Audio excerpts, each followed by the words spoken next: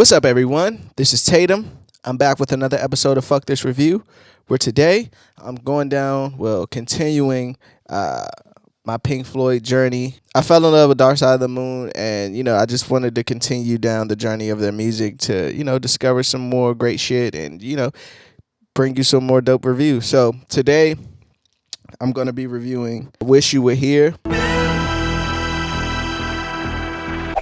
And the funny part about this review is I came in here tonight to do Pink Floyd Animals. Like I had the whole thing laid out and everything. But I listened to this album and I was like, I'm going to do this one first. Like this one spoke to me a little bit more. And it's like chronological order, so it kind of makes sense to do this one, Dark Side of the Moon, do this one, and then Animals. So it kind of worked out. So hopefully my animal review will be out probably sometime next week. But I'm gonna do this one, and you guys should have told me about this album. If somebody in the comments already told me about it, that's fine. But when you guys were leaving comments on the last Pink Floyd video, you definitely should have told me about this album. Maybe I missed it, but this album is fucking amazing. This album came out in 1975. It was their 9th studio album. It was recorded in Abbey Road, and it's only 5 records on here, and 1 and 5 are pretty much are continuations of each other. It's like Shine on You Crazy Diamond 1 through 5, parts 1 through 5, and then track 5 is Shine on You Crazy Diamond 6 through 9. And when I first was listening to the album, I was like 5 songs, but it was 40 minutes, like 40 plus minutes. I was like, how is this going to work out? And to me, I thought my attention span is kind of distorted with today's time. Like, wow, okay, a song's longer than 2.5 minutes. Like, this is going to be nuts for me. But in actuality, it all worked out well, and I really enjoyed each record. And just, I don't want to say too much and ruin my wrap up, but let's get into it. With Shine On You Crazy Diamond, part 1 through 5. And it starts off with this crazy, not crazy, but to me, it sounds like an intro to a movie.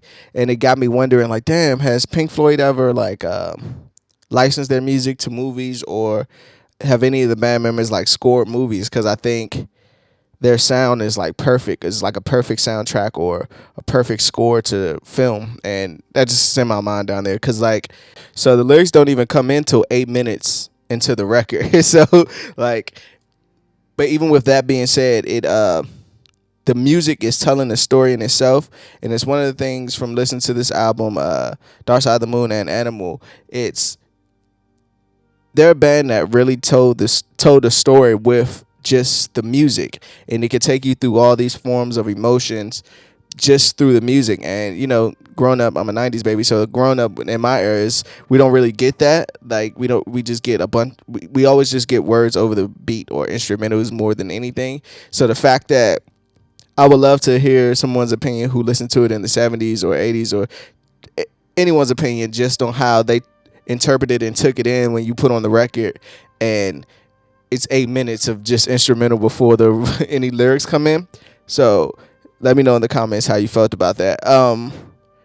Another funny thing, not funny, but it kind of made me sad when I found out. But when this song is dedicated to Sid, who was the band member but had mental issues, and they discussed it on Brain Damage off the last album.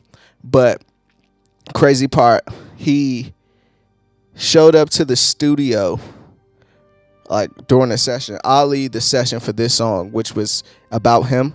And he was sitting in the lobby or the studio and everything. And, one band member came in, and then another band member came in, and neither one of them recognized who he was. And they were just sitting there recording. He was like, yeah, you know who that guy is? And he's like, nah, I thought he was with you. I thought you knew him. And then like 45 minutes went past before they even realized it was their ex-band member. And the song that they were recording in the time was about him. And, he gained a lot of weight and like had a bald head and shaved eyebrows, shaved head, shaved eyebrows, so that he was unrecognizable. And I forget which band member said it, but it kind of, once he realized, it kind of fucked him up. like imagine just seeing somebody that you grew with and everything, and then they're just unrecognizable to you. and you're making this song about him. It gotta feel so. When I learned that, listening to it, it kind of like it was a weird feeling. You know what I mean? It was just a weird thing. And I heard like they asked him like, "What you think of the record?" And his reply was something like, "It sounds old." Like, but I don't know. Just maybe I shouldn't have learned that before I listened to it because it kind of like I don't know, tainted it in a way. And there's a line in there. It says, "You were caught in the crossfire of childhood and stardom, blown by the still breeze, blown on the still breeze. Come on, you target for farewell laughter. Come on, you stranger, you legend, you martyr and shine." I just thought, and it's a line in the last song that kind of resembles that as well. But that's one of the lines that stood out to me. A funny way to start the album though, like the fact that just this journey has begun, and this album talks about obviously mental illness, and it talks about self isolation and self trauma and things that you think about being alone and things, just adulthood for real to me, like just all the things you go through, and especially from a rock band who probably made some of the best music ever, and the things they had to go through mentally and things of that nature. So to start it with that was, it was good. It was good. Welcome to the Machine, and that record to me is simply about record companies. That's the way I took it. It's about, to me, about record companies, but you can interpret it also as like, or any big machine like corporate, Hollywood, anything that you can imagine. But I guess in their case, since they are rock stars and recording artists, it's about the record companies, and it comes in with like this thumping sound, and it sounds like destruction or chaos is upon you. So like when I was listening to it, I was like, oh shit, it caught my attention. I was like, okay, I'm digging this. Some of the lyrics that stood out to me, I was just recite them.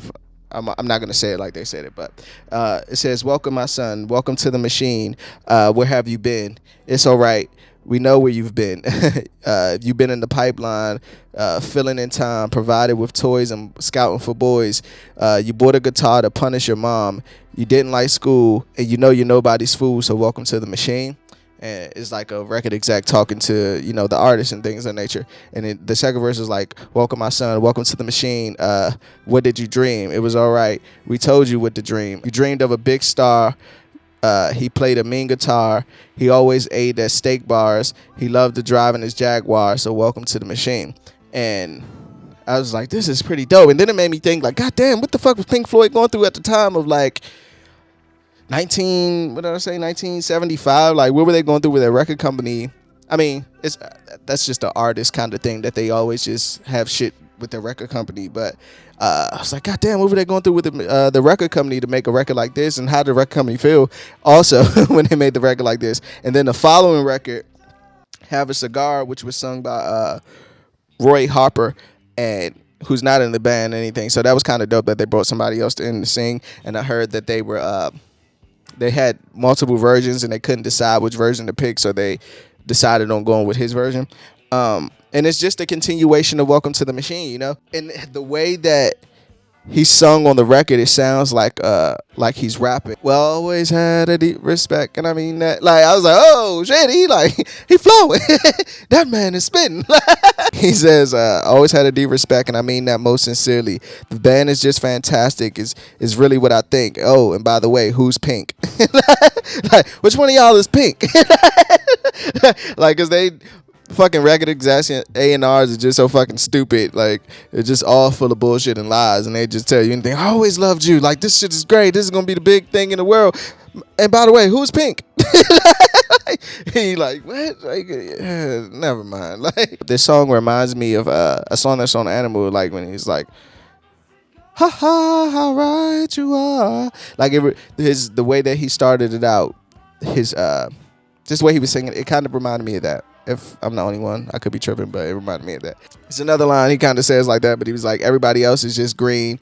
Have you seen the charts? It's a hell of a start. It could be made into a monster if we put it all together as a team." Like, I look at that like a hit record. Like, when everybody's playing the hit record in the office and blah, blah, blah. I'm like, oh, this could be huge. This could top the charts. We just got to work it. The A&Rs, the street team, everybody just in place and work this record. It could be huge. You know what I mean? And again, it just takes me back like, damn, what was Pink Floyd going through at the time? The record company to be making these records, or were they?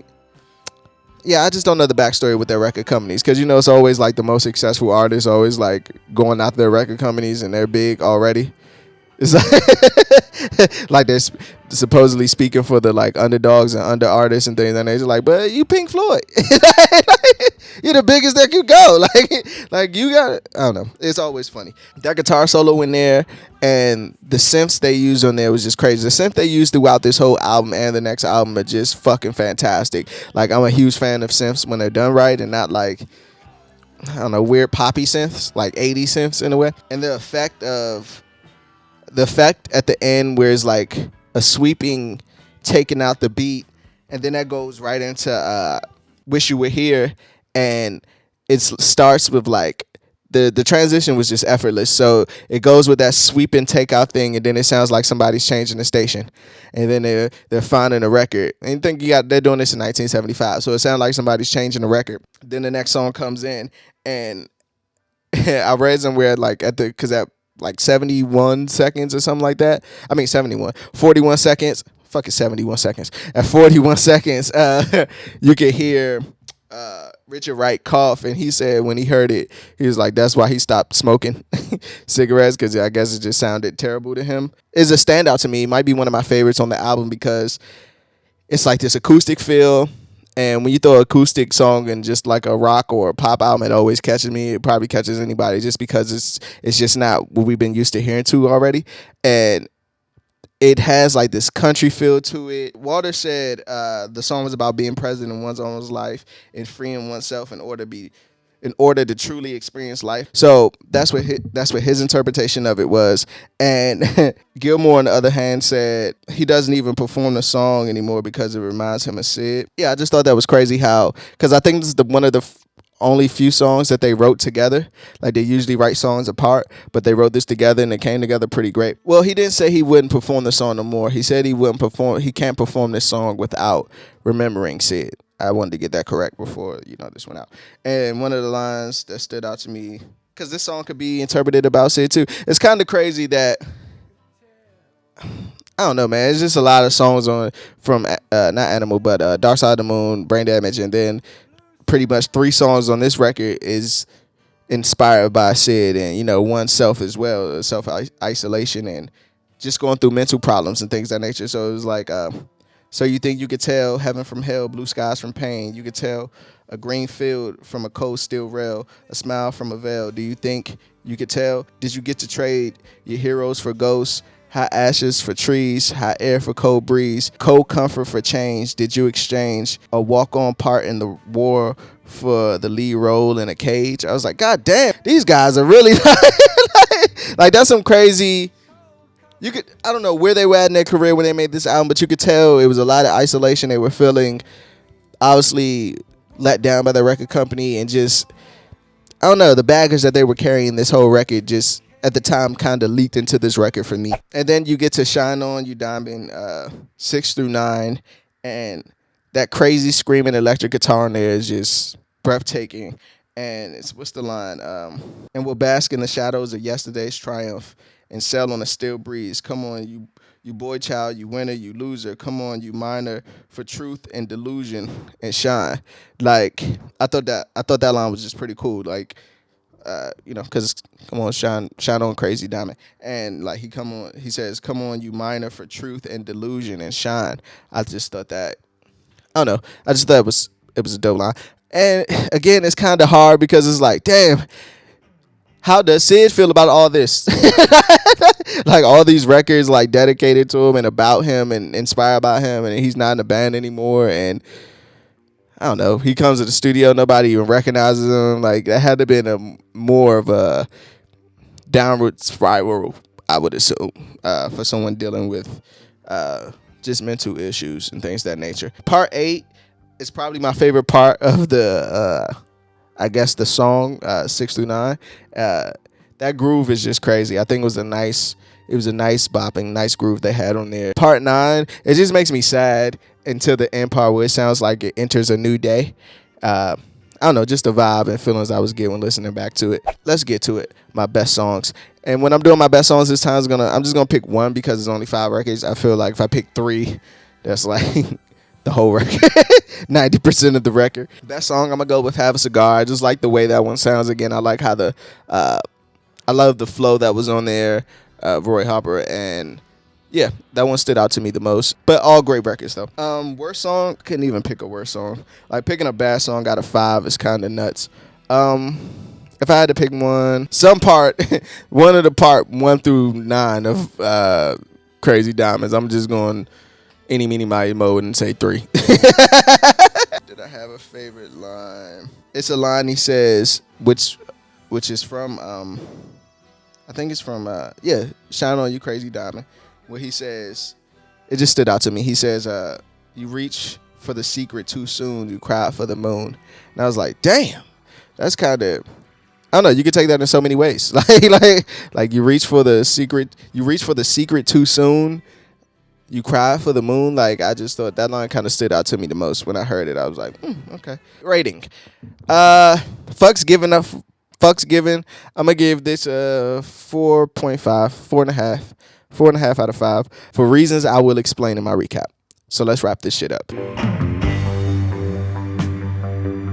When it comes to Pink Floyd, Wish You Were Here, I thought it was dope, man. I thought, again, I was supposed to do Animal first, and which I went through that one and then went back to this one. And I never heard anything like this. I think it's so cool because I don't think we could do this anymore.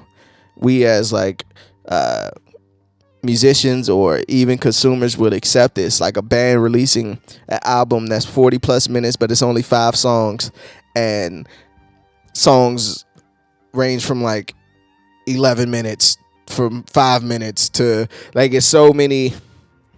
I don't even think the attention span will work anymore for songs like this. So it makes it amazing because it was actually, again, I just love when artists just try to not try to be innovative, because that sounds corny, but just try it. Like, just put some effort into it, a different approach.